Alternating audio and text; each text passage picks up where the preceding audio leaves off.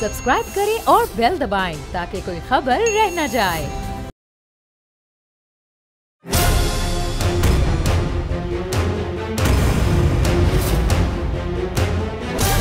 From the Islamabad studios of Bold Network, it's time for Jameel Farooqi on National Debate.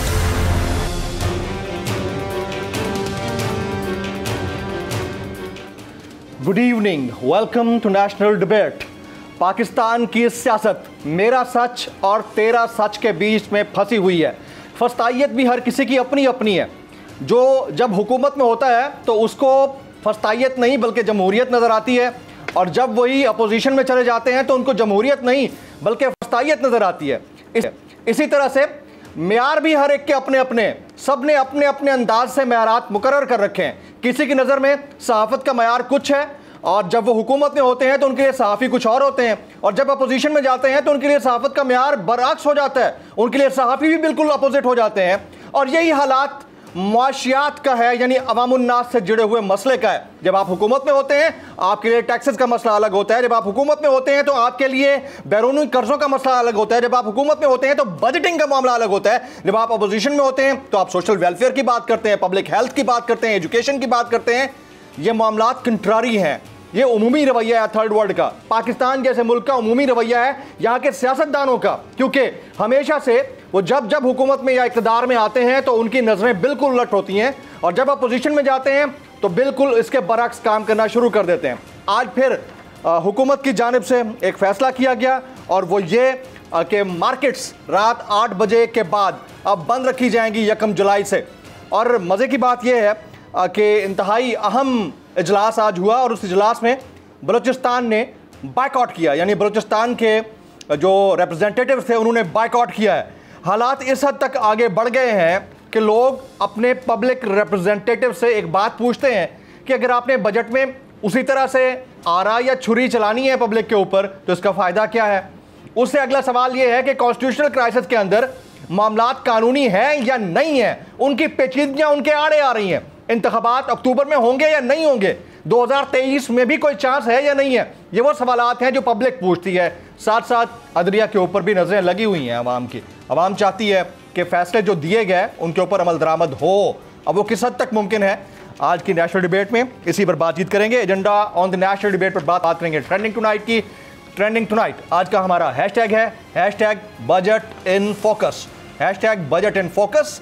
मुझे जमील फारूकी कहते हैं, आप मेरा programme national debate bold news पर मुलाजा करते हैं। आज के हमारे मौजूद मेहमान, उनका तारुफ करा देता हूँ। जनाब शुएब शाहीन साहब, इंतहाई मोहतरम, किसी तारुफ के मोहताज नहीं है, मुल्क के मारूफ माहिर आइन और कानून, साबिक सदर Islamabad high court bar association, आप हमारे साथ मौजूद हैं स्टूडियोज़ में, आपका बहुत बहुत शुक्रिया। डॉक्टर सलमान शाह साहब, साबिक वफाकी वज़ीर बराए ख़जाना, मुल्क के मारूफ माहिर मुआशियात, आप हमारे साथ जुड़े हुए हैं, आपका बहुत बहुत शुक्रिया। अजमल बलोच साहब, सदर ऑल पाकिस्तान अंजुमन ताजरान, ये कुछ देर के लिए हमें ज्वाइन करेंगे, उनका भी बहुत बहुत शुक्रिया। इरफान कादिर साहब, मुआविन खुसूसी बराए वज़ीर आज़म पाकिस्तान, आप भी थोड़ी देर के लिए टेलीफोन लाइन पर हमें ज्वाइन कर रहे हैं। जबकि प्रोग्राम के आखिरी हिस्से में मुजीबुर रहमान शामी साहब, सीनियर तज्ज़ियाकार, मुल्क के मारूफ कालम निगार, भी हमारे साथ जुड़े होंगे। सबसे पहला सवाल मेरा शुएब शाहीन साहब से। सर, मुल्क के हालात तो इस नहज पर पहुँच गए हैं कि कोई सवाल करे तो बड़ा मुश्किल लगता है। आज आप सुप्रीम कोर्ट के अंदर मौजूद थे, आज आपकी बड़ी वाह हुई, मौजूद जजेस ने आपकी बड़ी तारीफ़ की ऑडियो लीक्स कमीशन के ऊपर। क्या निकल रहा है उसके अंदर से, और आने वाले दिनों में क्या हो सकता है?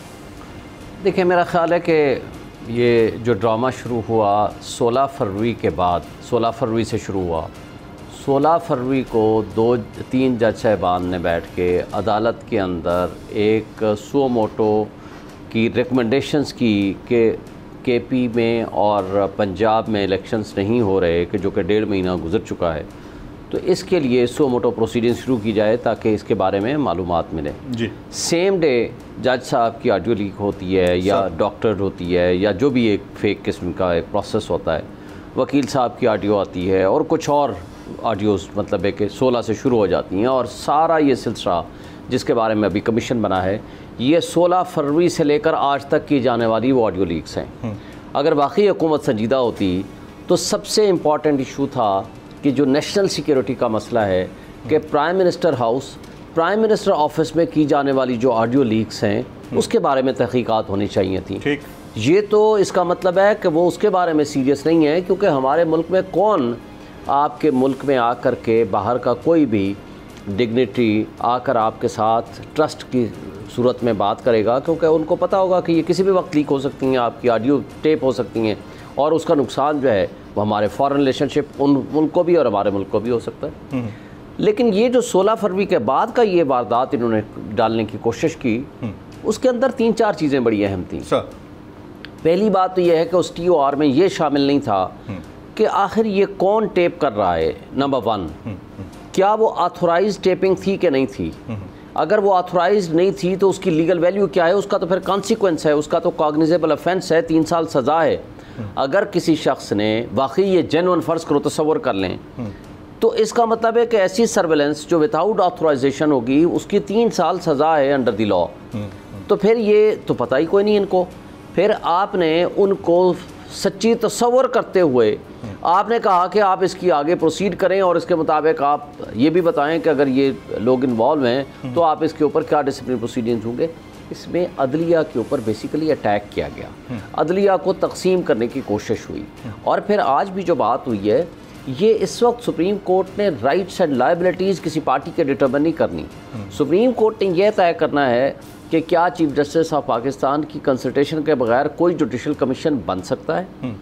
नंबर 2, क्या आर्टिकल 209 और 211 के होते हुए जो सुप्रीम जुडिशल काउंसिल ने कंडक्ट के बारे में उसने फैसला करना है किसी जज के कंडक्ट के बारे में, क्या इस कमीशन के ज़रिए कोई ऐसी सिचुएशन क्रिएट की जा सकती है कि वो जो जुडिशल काउंसिल का नेमल बदल हो जाए।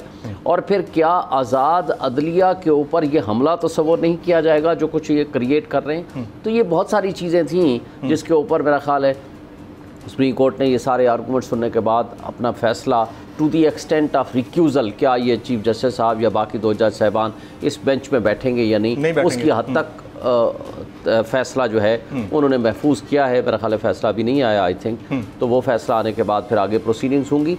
लेकिन असल जो बात फिर यही रहेगी कि ये कैपेसिटी किसके पास है, करता कौन है, फिर ये ऑडियो टेप किसकी वहाँ पर होता है। और फिर इसमें डिस्कशन हुई कि एक ही हैकर अकाउंट है जिसके ज़रिए ये तमाम ऑडियोज रिकॉर्ड होती है, टेप लीक होती हैं। हाँ। और फिर अभी वो लीक नहीं हुई होती, इंटीरियर मिनिस्टर साहब आकर के वहाँ तकरीर फरमाते हैं, पूरी प्रेस कॉन्फ्रेंस करते हैं, उसको क्रेडिबिलिटी देते हैं कि ये दुरुस्त है और इस पर एक्शन होना चाहिए। हाँ जी, और वो स्टेटमेंट ऐसे आ रही होती है जैसे और फिर सबसे बड़ा फैसला दे रहे हो, जैसे वो फैसला दे रहे हो। और सबसे बढ़कर ये कि देखें, किसी भी पब्लिक ऑफिस होल्डर को या किसी भी सिटीजन ऑफ पाकिस्तान को विदाउट वेरिफिकेशन पहले आप डिफेम कर दें पूरे मीडिया में, उसके बाद कहें जी आप फैसला बाद में होगा कि ये दुरुस्त है कि गलत है। तो ये जो चीज़ें हैं कि ये हमारे मुल्क में हमारे फंडामेंटल राइट्स के खिलाफ हैं। खुद प्रेस कॉन्फ्रेंस के अंदर बैठकर फैसला जारी नहीं करना चाहिए जब तक कि उसकी वेरिफिकेशन ना हो। आर्टिकल 14 की वायलेशन है। वेरी राइट सर, आपकी इजाज़त से मैं ज़रा, हमारे साथ अजमल बलोच साहब मौजूद हैं, सदर आल पाकिस्तान अंजुमन ताजरान, और सलमान शाह साहब भी बैठे हुए हैं। सबसे पहले अजमल बलोच साहब, आपका मौक़िफ़ आना ज़रूरी है। ये रात 8 बजे के बाद से दुकानें बंद करने का फ़ैसला किया गया, बड़ा अहम फ़ैसला है और 1 जुलाई से अप्लीकेबल है। ये कितना वाइज डिसीजन है इन हालात के अंदर? बिस्मिल्लाहिर्रहमानिर्रहीम। बात ये है कि ये हर हुकूमत ये क्या कहते हैं प्रैक्टिस कर चुकी है 8 बजे दुकानें बंद करने की, लेकिन फिर आज खुद ही वापस ले लेते हैं। बात यह है कि इस गर्मी के मौसम में कौन खरीदारी करेगा दिन में। ये पीक आवर्स हैं जो 6 से रात 10 बजे होते हैं। इन पीक आवर्स में हम सबसे महंगी बिजली खरीदते हैं, और जब हम महंगी बिजली खरीदते हैं, 1 करोड़ ताजर पाकिस्तान का कमर्शियली रजिस्टर्ड है, वो ये बिजली जो खरीदता है, इसी से तो बिजली बनती है। अच्छा, ये वो बिजली नहीं बंद करते जो मुफ्त में चल रही है, जो AC चल रहे हैं हुक्मरानों के, उनको ये बंद नहीं करते। ये कहते हैं बस आवाम को रगड़ दें, और भाई आप अपने एयर कंडीशन बंद करें, अपने अखराजात कम करें, हमारे हर घर का पंखा भी चलेगा और दुकान का पंखा भी चलेगा। मैं उनकी बात कर रहा हूँ जो शटर ट्रेडर्स हैं, जो शटर खोलते हैं, जिनके अंदर 4 लाइटें और 1 पंखा होता है, आप वो भी बंद करना चाहते हैं। ये ज्यादती ना करें आप ऑलरेडी। अच्छा, एक बात और है कि हमें वजीर तवानाई का पता ही नहीं होता, या ऐलान करते हैं वजीर दिफा साहब, या ऐलान करते हैं वजीर प्लानिंग। वो भाई खुदा के लिए वजीर तवानाई स्टेक होल्डर्स के साथ बैठ के बात करे, उधर उनसे पता चलेगा। अजमल साहब, आप लोगों से कोई बात नहीं की गई, शेयर नहीं किया गया, खुद से ही फैसला नहीं किया गया। अच्छा, आप इस फैसले को रिजेक्ट करते हैं, मुस्तरद करते हैं, या आप इंतजार कर रहे हैं? फैसले को हम देखिए मुस्तरद करते हैं और हुकूमत से मुतालबा करते हैं कि इस फैसले को फिलफौर वापस लें। ये कोई तरीका नहीं है कि आप बैठे बैठे, हमारा हाल पहले ही बहुत बुरा है, हम खाई के किनारे पे खड़े हैं, हमारी इंपोर्ट बंद है, कोई रॉ मटेरियल नहीं है, कोई मुल्क में चीज नहीं बन रही है जो हम बेचें। इस वक्त हमारे अखराजात ज्यादा, आमदन कम है, इतनी महंगाई हो गई है कि हमारे पास अगर हम लाख रुपए की जो चीज खरीदते थे वो 5 लाख की खरीदनी पड़ रही है। अजमल साहब, अगर हुकूमत वक्त ये समझती है कि ये वक्त की जरूरत है और हालात की नजाकत के तहत ये करना ही है, तो फिर आप लोग इसको कैसे देखेंगे, इस फैसले को? सर देखिए, हम हमेशा से ये, मैं 24 साल हो गए मुझे, मैं देखता चला आ रहा हूँ, डंडे से ये काम नहीं चलेगा, ना पहले चल सका है। देखिए कोरोना के दौरान भी हमें इतना तंग नहीं किया गया जितना ये हुकूमत आते साथ जो जलील हमें कर रही है। 11 महीनों से हम जलालत में इस वक्त, कोई चीज हमारी ठीक नहीं है। डार साहब को ऐसे लाया गया जैसे डार साहब डॉलर उनकी जेब में है, जैसे मर्जी कर लेंगे, वो डार साहब को भी बहा के ले गया, मुल्क का बेड़ा गर्क कर दिया इन्होंने। कोई चीज ठीक नहीं इस वक्त। मैं कहता हूँ, ये कहते हैं डिफॉल्ट नहीं कर रहे हम, और क्या डिफॉल्ट होता है भाई? आपकी इंपोर्ट बंद है, कोई चीज आ नहीं रही, रॉ मटेरियल कोई नहीं है, बेचने को है कोई दुकानदार इस वक्त अखराजात बढ़ा के बैठा है, और फिर आप ऊपर से कह रहे हैं जी पीक आवर में बिजली बंद कर दें। और भाई आपको पैसे दे के बिजली लेते हैं, उस सेक्टर की बिजली बंद करें जो आपको, जो मुफ्त चल रही है, जो चोरी हो रही है, जो हुक्मरानों के एसी चल रहे हैं हर वक्त। अभी भी वो बड़ी गाड़ियां 8-8 करोड़ की, जिनमें जिस तरह ऊंट पानी पीते हैं इस तरह ये पेट्रोल पीती हैं, ये लेके फिर रहे हैं और कहते हैं जी हमें गरीब हो गए, हमें आज कोई पैसे देने के लिए हमें तैयार नहीं है। तो ये डंडे के जोर पे हमें दुकानें नहीं बंद करा सकते। हमने पहले भी इनका मुकाबला किया, आते साथ भी इन्होंने ऐलान किया था, हमने इनको कहा था भाई 8 बजे दुकानें नहीं बंद कर।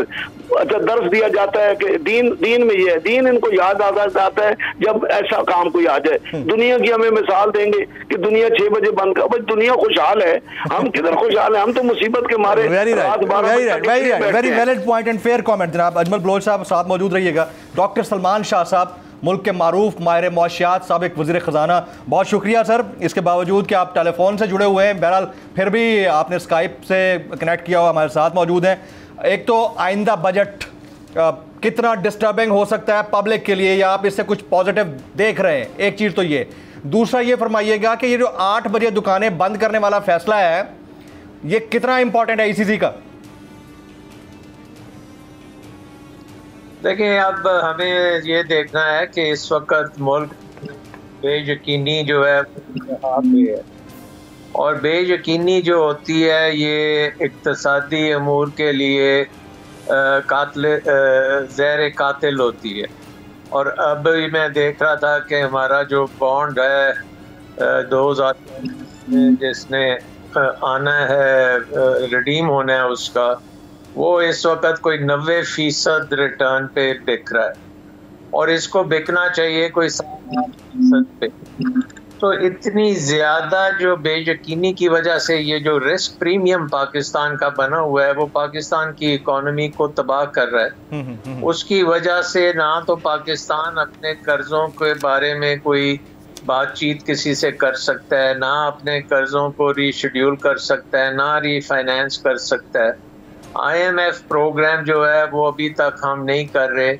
अगर IMF प्रोग्राम हो जाए तो ये बेयकीनी खासी हद तक कम होगी, और वो जब कम होती है तो फिर ये काम जो है आप बड़े खुश असलूबी के साथ आप रिफॉर्म्स की तरफ जा सकते हैं। और ये अगर हम बेयकीनी के हालात में रखेंगे तो फिर हमें हर चीज़ को डिसरप्ट करना पड़ेगा। जैसे हमने पहले ट्रेड को डिसरप्ट किया, आपकी इंपोर्ट्स नहीं हो सकती, एक्सपोर्ट्स जो हैं वो बुरी तरह अफेक्ट हो चुकी हैं, इन्वेस्टमेंट बुरी तरह इन्वेस्ट हो चुकी है, सप्लाई चेन्स पाकिस्तान में सारी की सारी इस वक्त स्टेट बैंक या ब्यूरोक्रेसी के हाथ में चली गई हैं। वो चाहें तो वो चलेंगी, वो चाहें तो वो नहीं चलेंगी। तो इकॉनमी जो है इस वक्त तकरीबन जनाजा निकल चुका है। सो आई थिंक कि हमें ये सबसे पहला जो काम करना है वो ये है कि हमने बेयकीनी को दूर करना है। और बेयकीनी जो है वो सियासी बेयकीनी है, फिर हमारे जो कॉन्स्टिट्यूशनल ब्रेकडाउन है, इंस्टीट्यूशनल ब्रेकडाउन है, पॉलिटिकल ब्रेकडाउन है। ये सारी चीजें हमने ठीक करनी है। ये हमारा मुल्क है। ये मतलब इस वक्त हमें अपने बस मुल्क का सोचना चाहिए कि इसको हमने पाँव पे खड़ा करना है और इसको डिफॉल्ट वगैरह से बचाना है और हमने इसको इंतशार से बचाना है। आई थिंक कि ये अब हमें बिल्कुल इस पे फोकस करना चाहिए। और इंटरनेशनली जो मैंने बात की है कि 90% आपका बॉन्ड के ऊपर यील्ड चल रही है, इसको 7-8% पे लेके आना है डॉक्टर साहब, और जल्दी से लेके आना है। कता कलामी की माजरत, आप बिल्कुल ठीक कह रहे हैं, लेकिन यहाँ पर क्वेश्चन ये भी है कि ऐसी सूरत हाल में इस तरह के मामलात जब इकोनॉमी के साथ हो रहे हो और उसमें फैसला ऐसा आए कि 8 बजे मार्केट्स या दुकानें बंद कर दी जाए, ये कितना वाइज डिसीजन है इकोनॉमी बचाने के लिए? या फिर ये वो कहते हैं ना कि पर्दे के पीछे छुपकर इस तरह का काम कर रहे हैं, इनको समझ नहीं कुछ आ रही?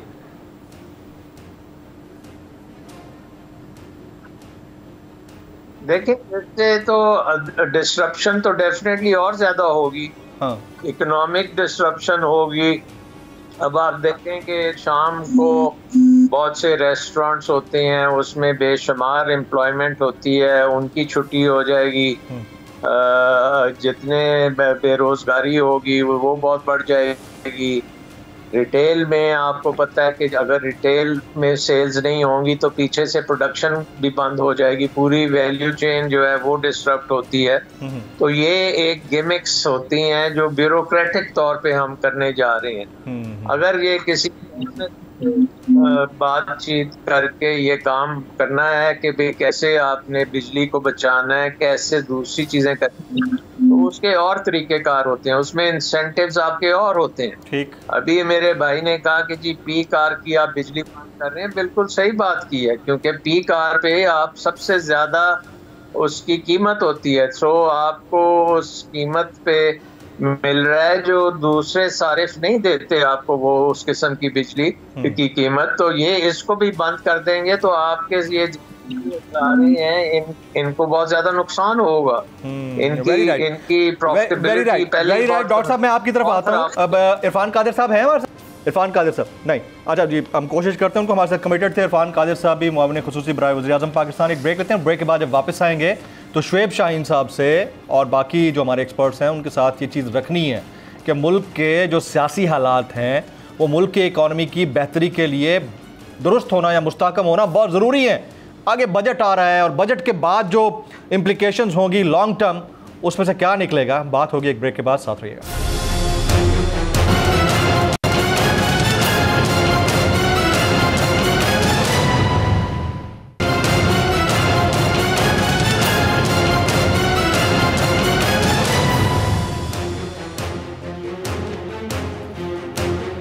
Welcome back. मैं अपने तमाम मुअज़्ज़ज़ मेहमानों को एक बार फिर से खुश आमदीद कहता हूँ। इंतहाई मोहतरम सीनियर तज्ज़ियाकार, कॉलम निगार जनाब मुजीबुर रहमान शामी साहब ने भी इस सेगमेंट में हमें ज्वाइन किया है। शामी साहब, बहुत शुक्रिया आपके वक्त के लिए। मुद्दा है जो समझ में नहीं आ रहा, वो कहते हैं ना कि हाथ उलझे हुए रेशम में फंसा बैठे हैं, अब बता कौन से धागे को जुदा किससे करें। यानी इस सियासत में जमहूर का क्या बनना है, समझ से बालातर है। इंतखाबात होते हैं नहीं होते इस साल, ये समझ से बालातर है। आपको क्या नजर आता है शामी साहब? जनाब, बहुत शुक्रिया आपका। आपसे हम कलामी का शर्फ हासिल हो रहा है सर। देखिए, इंतखाबात जो हैं वो ना होने की कोई वजह मेरी समझ में नहीं आ रही। इंतखाबात पर ही तो हमारा पूरा दस्तूरी निज़ाम जो है उसकी बुनियाद खड़ी है। करारदाद मकासद को आप देखें तो पहली शिक उसकी यही है कि हाकमियत अल्लाह ताला की है और उसे एक्सरसाइज अवाम के मुंतखब नुमाइंदों के जरिए किया जाएगा। तो जब हुकूमत की मियाद पूरी हो जाएगी, यानी असेंबली जो है वो 5 साल मुकम्मल कर लेगी, तो उसके बाद कोई जवाब नहीं होगा उसकी उम्र में तवालत का। मेरे ख्याल में इंतखाबात तो कराने पड़ेंगे, उससे मुफर नहीं हो सकेगा। शामी साहब, वो तो 90 दिन के अंदर पंजाब और KPK में भी होने चाहिए थे। वो नजरिया ज़रूरत आड़े आ जाता है या क्या मसला है? लेकिन अवाम तो अब भी आप और हम सब से ये सवाल करते हैं कि क्यों नहीं हुए, अगर 90 दिन वाली बात थी तो। उसमें तो कुछ पेचीदगी थी ना कि पूरे मुल्क में इंतखाबात जो है एक वक्त में नहीं हो रहे थे। 2 सूबों में इंतखाबात पहले हो जाते तो चंद माह के बाद पूरे मुल्क में इंतखाबात होते और उस वक्त निगरान हुकूमतें कायम ना हो सकती। तो पेचीदगी तो थी। फिर सिक्योरिटी फराहम करने वाले अदारे जो हैं वो भी पीछे हट गए और अदलिया ने भी अपने अरकान देने से इनकार कर दिया। तो कई उसमें पेचीदगियां थीं और उसमें 2-3 महीने की ताखीर जो है वो गवारा की जा सकती थी। लेकिन अब तो मेरा ख्याल है कि मामला बिल्कुल वाज़ेह है कि 5 साल पूरे होंगे तो उसके बाद इंतखाबात कराने पड़ेंगे। KPK की असम्बली और पंजाब की असम्बली तहलील हो चुकी, लेकिन बलूचिस्तान की असम्बली जो है और सिंध की असम्बली, इनमें तो किसी तौर तोसी नहीं हो सकती। कौमी असम्बली को कोशिश कर सकती है कुछ 4-6 महीने आगे मुद्दत बढ़ा ले, लेकिन मेरा ख्याल ये एक बेसूद काम होगा। इससे हालात उलझेंगे और जो पोजीशन है बरसर इख्तिदार उसकी पोजीशन ज्यादा कमजोर होगी। तो मेरा ख्याल ये रिस्क उन्हें लेना नहीं चाहिए। Very right. अब इसी के ऊपर एक फाइनल कमेंट कर दीजिएगा। मैं ये जानना चाहता हूँ कि अगर 4-5 महीने वाली बात भी किसी सूरत हाल में सादिक आती भी हो तो फिर हम कैसे इससे आंखें चुरा सकते हैं? फिर तो 4-6 महीने की जगह 14 महीने भी हो सकते हैं। और बहुत सारे तज्जियाकार ये बात पिछले 6 महीने से कह रहे हैं कि हुकूमत को शायद, वफाक की हुकूमत को शायद 14 महीने 15 महीने का और टाइम मिल जाए। वो तो दस्तूर में लिखा हुआ है ना कि इतनी ज्यादा आगे नहीं आप जा सकते। वो तो फिर एक हंगामा जो है उसको दावत देने के मुतरादिफ है ना। तो मेरा नहीं ख्याल है कि पाकिस्तानी कौम इस बात को बर्दाश्त करेगी। और आज अपोजिशन जो है वो किस कदर आपको पजमुर्दा नजर आए, लेकिन ऐसा नहीं होगा। वो उस वक्त बड़ी तवाना हो जाएगी और हुकूमत के लिए मुमकिन नहीं होगा कि बस वो एक मार्शल लॉ की हुकूमत बन जाए। Absolutely very right. जनाब मुजीबुर रहमान शामी साहब, आपका बहुत बहुत शुक्रिया। मैं शुएब शाहीन साहब की तरफ। शुएब साहब, जो हालात बन गए हैं इसमें सियासत और मईशत दोनों का एक पैरेलल कंपैरिजन अगर ड्रॉ किया जाए तो सियासत अगर आपकी यानी सियासी मामलात अदम काम का शिकार हैं तो माशी मामलात भी अदम इस्तेहकाम का शिकार है। ये हालात किस तरफ लेकर जा रहे हैं? यानी अभी आवाज़ें आना शुरू हो गई हैं कि 1 साल या 14 महीने और मिल सकते हैं वफाक की हुकूमत। देखिए, आइन तो के मुताबिक तो मुमकिन नहीं है, एमरजेंसी भी नहीं लग सकती, लेकिन हमारा मुल्क बेआइन हो चुका है। 90 डेज़ वाला इलेक्शन होना था, वो नहीं हुआ। सुप्रीम कोर्ट ने कहा इलेक्शन कराओ, 90 डेज़ में उनको ऊपर चढ़ाई शुरू हो गई। यहाँ सुप्रीम कोर्ट के दरवाजे पे खड़े होकर सुप्रीम कोर्ट को तज़हीक का निशाना बनाया गया। पार्लिमान के आर्टिकल 68 के मुताबिक पार्लिमान में कंडक्ट ऑफ जजेस के मुतालिक बात नहीं हो सकती, वहाँ उनको मलाइन किया गया और जो कुछ बातें की गई, मैं उसकी तफसील में नहीं जाना चाहता। आज अनसर्टेनिटी, बेयकीनी की इतनी कैफियत है, इंतशार है, अफरा तफरी है और लोग फ्रस्ट्रेटेड हैं। लोग बेयकीनी का शिकार हैं कि इलेक्शन होगा कि नहीं होगा, क्या हमारे आइनी हुकूक मुअत्तल हो चुके हैं। अदालत एक बंदों को रिहाई का आर्डर करती है, दूसरी दफ़ा उठा लेते हैं, तीसरी दफ़ा, चौथी दफ़ा, 5वीं दफ़ा, जब तक प्रेस कॉन्फ्रेंस ना करे। तो यानी मुल्क का हमारा कानून और निज़ाम इंसाफ इतना बिगड़ चुका है कि अदालतों को ये कहना पड़ता है कि भाई हमारे पास क्या लेने आए हो, हम तो आपको ज़मानत दे देंगे, हम तो रिहाई दे देंगे, हमारे पास आने के बजाय उधर प्रेस कॉन्फ्रेंस में चले जाओ, नेशनल प्रेस क्लब चले जाओ, आपका सारा मसला हल हो जाएगा, साढ़े को लोग की लेना दो। तो कहने का मतलब है कि अगर आपका निज़ाम इंसाफ इस कदर अबतरी का शिकार हो चुका है, निज़ाम अदल आपका अबतरी का शिकार है, लॉ एंड ऑर्डर सिचुएशन आपने ऐसी ख़राब कर दी है कि आपके पास कुछ भी नहीं है। जितना बड़ा मुजरिम है आपकी नज़र में, बड़ा कौमी मुजरिम है, लेकिन प्रेस कॉन्फ्रेंस करेगा तो वो दूध का दुला हो जाएगा, VVIP हो जाएगा, और जिस दिन वो नहीं करेगा वो बिल्कुल बेगुनाह है, वो 6-6 दफ़ा गिरफ्तार हो जाएगा, दोबारा वो बंद पड़ा रहेगा। ये आपके बुनियादी इंसानी हुकूक मुअत्तल हो चुके हैं। और इसी के साथ साथ देखें, जो सबसे हमारी रीढ़ की हड्डी है वो है हमारा ओवरसीज़। इन्होंने क्या किया PTM की जमातों ने, आते साथ ही उसका राइट ऑफ वोट ख़त्म कर दिया।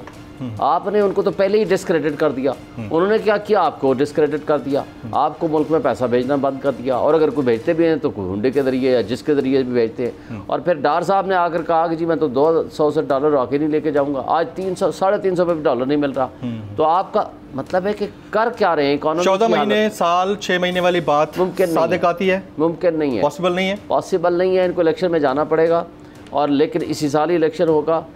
अब इनके लिए इम्तिहान देखें, किन के लिए? पीटीआई का इम्तिहान हो गया ख़त्म, पीटीएम के लिए इम्तिहान है, पीटीएम के लिए इम्तिहान है, इस हुकूमत के लिए, क्योंकि इनकी जो पार्टियां बन चुकी हैं ना, मैं पंजाब की स्पेशली बात करूं सर, पीटीआई का मुकाबला कौन करेंगे? पीएमएलएन, पीपल्स पार्टी, पीएमएलक्यू, और करेगा जहांगीर तरीन ग्रुप। टीएलपी अपना हिस्सा लेगी जो भी उसको वोट मिलता है। ठीक, ये जो 4 ग्रुप्स बनेंगे ये आपस में इलेक्शन लड़ नहीं सकते, क्योंकि ये आपस में इलेक्शन लड़ेंगे against only one party PTI. PTI का तो वर्कर मौजूद है, उसके साथ साथ कैंडिडेट्स हैं, 1 को हटाएंगे, 2 को हटाएंगे, 3 को हटाएंगे, उनका बंदा मौजूद है, और उनका नीचे वोटर भी नहीं टूटा।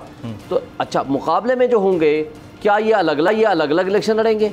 क्या इत्तेहाद की सूरत में इलेक्शन लड़ेंगे? और फिर सबसे बढ़कर ये कि किस मुंह से इलेक्शन में जाएंगे? क्या इन्होंने बुनियादी इंसानी हुकूक लोगों के मुअत्तल नहीं किए हुए? जिस तरह पुलिस, आपने लास्ट टाइम कहा कॉन्स्टिट्यूशन मुअत्तल है, आपने ये कहा कॉन्स्टिट्यूशन बिल्कुल मुअत्तल है, और उसके साथ बुनियादी हुकूक तो बिल्कुल ही मुअत्तल है। और फिर सबसे बढ़कर ये कि जो महंगाई की सिचुएशन क्रिएट की हुई है, मुझे बताएं 50% इन्फ्लेशन है, महंगाई है आज फूड में, खाने में। एक आम आदमी, रोटी तो खाने का हक है ना हर बंदे का, और जो गरीब आदमी मिडिल क्लास था वो गुर्बत की लकीर के नीचे चला गया, गरीब आदमी को खाने को नहीं। किस मुंह से ये मार्केट में, पब्लिक में, लोगों के पास क्या एजेंडा लेकर जाएंगे? हमने 13 महीने जनाब, 14 महीने या 1.5 साल तो गुजारा है, जिसकी वजह से ये एक्सटेंड कर सकते हैं टेन्योर को। यही तो एक रीजन हो सकती है ना। महंगाई मुकाओ मार्च लेकर आए थे, महंगाई का जो बेड़ा गर्क कर दिया इन्होंने, मुल्क की मईशत को तबाह बर्बाद कर दिया, बेरोजगारी इतनी बढ़ गई, फैक्ट्रियां बंद हो गई, एलसी खुल नहीं रही, और रईसी का सर अब ये जो करने जा रहे हैं कि जी 8 बजे हम बंद कर देंगे।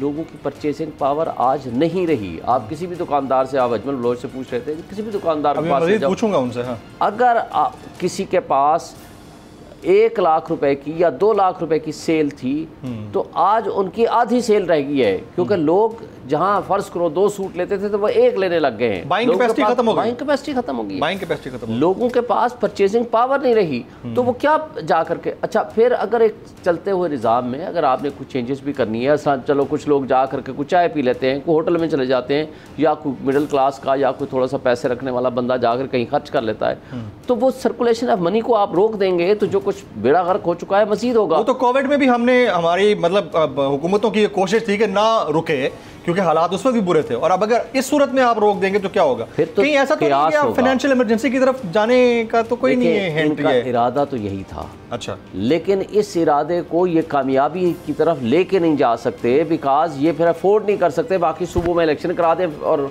नेशनल असेंबली का इलेक्शन रोक लें, और फिर इसमें सेटिस्फाई होना है प्रेसिडेंट ऑफ पाकिस्तान ने। प्रेसिडेंट ऑफ पाकिस्तान की सेटिस्फेक्शन इनके साथ होनी नहीं है, नेशनली ये उनको नजर आ रही है। प्रेसिडेंट ऑफ पाकिस्तान के जाने का वक्त अगर उस वक्त हो गया तो फिर क्या होगा? जब तक के नेशनल असेंबली, प्रोविंशियल असेंबली का इलेक्शन, जो पिछला प्रेसिडेंट है, he will occupy the office until and unless के नया सक्सेसर नहीं आता, उसका जब तक इलेक्शन नहीं होगा ये ही। अच्छा, ये भी कॉन्स्टिट्यूशन कहता है, ये कॉन्स्टिट्यूशन में लिखा हुआ है। हाँ। तो सितंबर में उनका है, लेकिन जब तक ये इलेक्शन मुकम्मल नहीं होते तब तक ही विल कंटिन्यू। तो इसलिए इनके लिए ज़्यादा मुश्किलात है। मेरा नहीं ख्याल कि ये अब इस तरफ जाएंगे। अब इनके लिए इम्तिहान शुरू हो गया है, फिर इनके यहाँ फूट पड़ेगी, हर जगह पे इनके यहाँ आपस में लड़ाई होगी, तो इसलिए इनका इम्तिहान अब शुरू हो गया है। जिन्होंने इम्तिहान भुगतना था वो भुगत लिया पीटीआई के लोगों ने। अब इम्तिहान इनका जब शुरू हो गया तो ये ख़राबी की तरफ जाएगा, ये सस्टेन नहीं कर सकते। इसलिए मेरी तमाम मुक़्तदर हलकों से, हमारी एस्टेब्लिशमेंट से और मौजूदा जमहूरी ताकतों से ये गुजारिश है कि इलेक्शन को फ्री एंड फेयर करो, ताकि लोग उसके ऊपर ट्रस्ट करें और अगली जो भी हुकूमत आए वो स्ट्रॉन्ग गवर्नमेंट आए, सो दैट इन मुल्क के लोगों के मसाइल हल हो सकें, अनसर्टेनिटी ख़त्म हो, बेयकीनी की कैफियत ख़त्म हो, ताकि लोग कम से कम रोटी खाने के काबिल हों। और जिसमें सबसे ज़्यादा इंपॉर्टेंट है हमारी ज़राअत पे तवज्जो देने की ज़रूरत है, ताकि हम कम से कम वो जो बेसिक हमारी फूड की ज़रूरियात हैं वो हम अपने मुल्क में ही पूरी करें। Very right. अजमल बलोच साहब, ये बताएं कि आपके जो दुकानदार बरादरी है उनके क्या हालात चल रहे हैं? 8 बजे वाली चीज़ को 2 मिनट के लिए साइड पे रखकर वैसे बता दें क्या सिचुएशन चल रही है? हालात हो चुके हैं। देखिए मैं भी एक कारोबारी आदमी हूँ, मैं भी किराए की दुकान रखता हूँ। अगर दुकान का किराया 1 लाख रुपए है और उसके मुलाजमीन की तनख्वाहें 1 लाख रुपए हैं, मुझे बताएं आज के दौर में वो आप कहाँ से निकालेंगे? यही हालात इस वक्त हर दुकानदार के हो चुके हैं। अब इन यकीन करें, मतलब हम हैरान हैं कि हम कोरोना में इतनी मुश्किल में नहीं गए जितने इस साल में मुश्किल में है। हमें कुछ समझ ही नहीं आ रहा है ताजरों को। इस वक्त मैंने आपको बताया कि लाख रुपए में जो चीज लाते थे वो 5 लाख में लानी पड़ रही है। इन्वेस्टमेंट बढ़ गई है दुकानदार की। अब इन्वेस्टमेंट जब बढ़ गई है, प्रॉफिट ऑफ मार्जिन तो वही है। इन्वेस्टमेंट इतनी बढ़ गई है कि उसके पास पैसे नहीं हो, पहले ही उधार लाता था। और दूसरी बात ये हो रही है, इस वक्त ये 10-11 महीने तो चल गया जो स्टॉक पड़ा था पूरे मुल्क में, आगे पीछे कहीं भी मिडल मैन ने रखा होता है। अब इंपोर्ट बंद है, रॉ मटेरियल है नहीं, हमारी इंडस्ट्री बंद पड़ी है, कोई चीज बन नहीं रही है। अब जब बन नहीं रही है तो हम बेचेंगे कहां से, लाएंगे कहां से? हम ये डिफॉल्ट कर रहे हैं अभी। आप यकीन करें इस वक्त कई दवाइयां जो हैं वो मुल्क में नहीं है, शॉर्ट है जी, रॉ मटेरियल नहीं है, बन नहीं रही है। इसके अलावा और जो मुश्किलात हैं लोगों को, अब ये बजट ला रहे हैं और भाई बजट में आपके पास है क्या कि आप लगे हुए हैं जी बजट में हम ये कर देंगे वो कर देंगे? ये बजट में इनके पास कुछ भी नहीं है। बतौर सदर अंजुमन ताजरान पाकिस्तान क्या एक्सपेक्ट कर रहे हैं? आप लोगों के लिए क्या होगा बजट में? ये तो पहले बता दिया 1 जुलाई से 8 बजे दुकानें बंद होंगी। सर इनके पास देखिए बजट में है क्या? ये खुद परेशान है कि हम बजट को क्या करें। भाई हमारे पास टैक्स देने के लिए पैसे नहीं है, ये कौन सा टैक्स लगाएंगे हमारे ऊपर? आवाम को रगड़ेंगे, गैस बढ़ा देंगे, बिजली बढ़ा देंगे, आवाम का धुआं निकालेंगे, बरकस पहले ही इन्होंने निकाल दी है। हमारे पास कुछ लेकिन कुछ है रहा ही नहीं है। मुझे तो लग रहा है कि ये सारे एक दिन ना, जो ये पीडीएम के 10-12 लोग हैं, ये एक दिन चुप करके अकेले अकेले बिस्तरा बोरिया उठाएंगे और चले जाएंगे और कहेंगे हुकूमत हमसे नहीं चलती है। एक दिन ऐसे होना है, मुझे नजर आ रहा है। तो अजमल साहब, आप लोगों के वफ्द ने कोई कोशिश की कि जाके हुकूमत से मिले और इसके ऊपर बात करें कि आप लोग क्या चाहते हैं या आप लोगों की डिमांड्स क्या हैं शॉपकीपर्स की? इससे जाहिर है बायर भी इफेक्ट होगा और सेलर तो इफेक्ट हो ही रहा है। तो सर बात तवानाई की करनी हो तो वजीर दिफा मिलता है, किसी ने प्लानिंग की बात करनी हो तो कोई और मिनिस्टर बात करता है। 100 वजीर मुशीर हैं और वो सारा दिन इसी काम में लगे हुए हैं कि जनाब मेरी मराहत क्या है, मेरे पेट्रोल किधर है, मेरी गाड़ी किधर है। ये इनको ध्यान ही कोई नहीं है लोगों की तरफ। सारा दिन ध्यान इनका ना वो दूसरी तरफ होता है। मैं गैर सियासी आदमी हूँ। Very right. मैं जरा डॉक्टर सलमान शाह साहब एक आखिरी कमेंट कर दीजिएगा सर, क्या वे फॉरवर्ड है? और इस वक्त तो सुनने में ये आ रहा है कि इन्होंने अब ये इतलात हैं, अब इसमें कितनी मुसद्दिका है ये वक्त आने में पता चलेगा कि वफाक जो है वो अपने टेन्योर को एक्सटेंड कर सकता है, यानी ये वाली हुकूमत कंटिन्यू हो सकती है साल एक मजीद। देखिए एक बात तो ये है कि अब कल परसों जो बजट आएगा ये बहुत इम्पोर्टेंट बजट है सर, और हमने ये देखना है कि ये बजट क्या IMF के जो प्रोग्राम है उसके मुताबिक आता है या उसके खिलाफ आता है। अगर तो ये उसके खिलाफ आएगा तो इसका मतलब है कि फिर IMF प्रोग्राम नहीं होगा और फिर पाकिस्तान की इकॉनमी शदीद मुश्किलात में फंस जाएगी और मेरा ख्याल है कि उसमें से निकलना बड़ा मुश्किल होगा। ठीक। सो सबसे पहले तो ये बजट हमें बड़े एहतियात से बनाना चाहिए और जितने भी इस वक्त IMF की कंडीशंस हैं उसके मुताबिक बनाना चाहिए। ठीक। दूसरी चीज़ ये है कि हमें आपस में सबको बैठ के फैसला करना है कि पाकिस्तान को कैसे चलाना है और पर्टिकुलरली पाकिस्तान की इकॉनमी जो है उसको कैसे रिफॉर्म करना है। तो वो भी फैसला आपका IMF प्रोग्राम के साथ ही मुंसलिक है, क्योंकि IMF प्रोग्राम अगर नहीं करेंगे तो फिर कोई रास्ता आगे है नहीं है। ये मैं ओवर एम्फसाइज इसलिए कर रहा हूँ कि IMF के बगैर इस वक्त कोई आगे वे फॉरवर्ड नहीं है। सो वो करना बहुत ज़रूरी है। उसके बाद उसकी वजह है IMF के साथ अगर आपका मायदा नहीं होगा तो तकरीबन आपके आधे से ज़्यादा कर्जे जो हैं वो हमारे world bank, Asian development bank और दूसरे मालियाती इदारों के हैं और वो उनको फिर आप मैनेज नहीं कर पाएंगे। दूसरी चीज़ ये है कि हमें साथ साथ अपने जो चीन के साथ कर्जों का जो सिलसिला है उसको भी हमने ठीक करना है, क्योंकि वो भी हमें रीशेड्यूल करने पड़ेंगे। सो ये चीज़ें करने के लिए हमें बहुत स्टेबिलिटी चाहिए। इकॉनमी में अगर स्टेबिलिटी आएगी और अगर वो नज़र आएगा कि पाकिस्तानी अवाम अब चाहती है कि इकॉनमी को ठीक किया जाए और उसके लिए जो भी मुश्किल फैसले हैं वो किए जाएं, तो फिर हमारा एक वे फॉरवर्ड निकलता है। लेकिन अगर हमने इकॉनमी पे तवज्जो ना दी, IMF प्रोग्राम ना किया, और अगर हमने चीन के साथ कर्ज़ों पे बातचीत ना की, इंटरनेशनली जो हमारे इस वक्त तल्लुकात हैं उनको हमने ना ठीक किया, तो फिर हमारे लिए सर्वाइवल बहुत मुश्किलात बढ़ सकती हैं, सर्वाइवल बड़ा मुश्किल हो सकता है। फाइनल कमेंट सर, अगर ये हालात बेहतर नहीं होते और ख़ासतौर पर जिस तरह कह रहे हैं IMF प्रोग्राम में हम नहीं जाते और बजट जो है उनकी कंडीशंस के ऊपर नहीं बनता, तो फिर क्या होगा? कानूनी मामला तो अपनी जगह पर है। देखें, ये तो बहुत ज़रूरी है। इसके साथ साथ ज़रूरी है फ्री एंड फेयर इलेक्शन कराना और इलेक्शन का माहौल टाइम पे कराना, फ्री फेयर इलेक्शन कराना, लेवल प्लेइंग फील्ड के साथ सबको मौका देना। ये पाबंदियाँ ना लगाना, PTI को तोड़ने और जोड़ने वाले सिलसिले ख़त्म करना, इसलिए कि पब्लिक का ट्रस्ट जिस हुकूमत पे नहीं होगा, आगे मज़ीद तबाही की तरफ जाएंगे।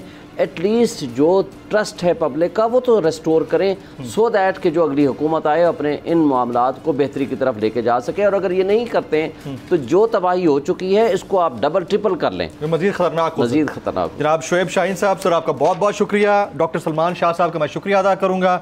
अजमल बलोच साहब आपका बहुत बहुत शुक्रिया। मुजीबुर रहमान शाह निकाला था, उनका बहुत शुक्रिया।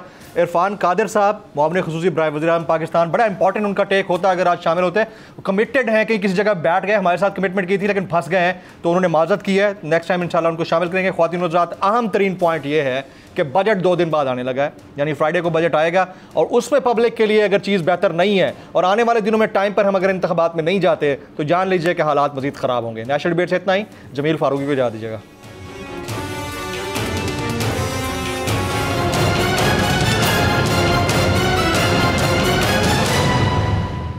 अदलो इंसाफ की बात सब करते हैं, पर हकीकत में सच के साथ निडर होकर खड़े रहने की जुर्रत नजर नहीं आती। बोल ने तश्कील दी 10 कोर्ट रिपोर्टर्स की टीम, जो केस की बेस तक जा पहुंचे। पैनल पे सफ़े अव्वल के legal experts. Court round up Neelam Arshad के साथ, सिर्फ बोल पे। सब्सक्राइब करें और बेल दबाएं ताकि कोई खबर रह न जाए।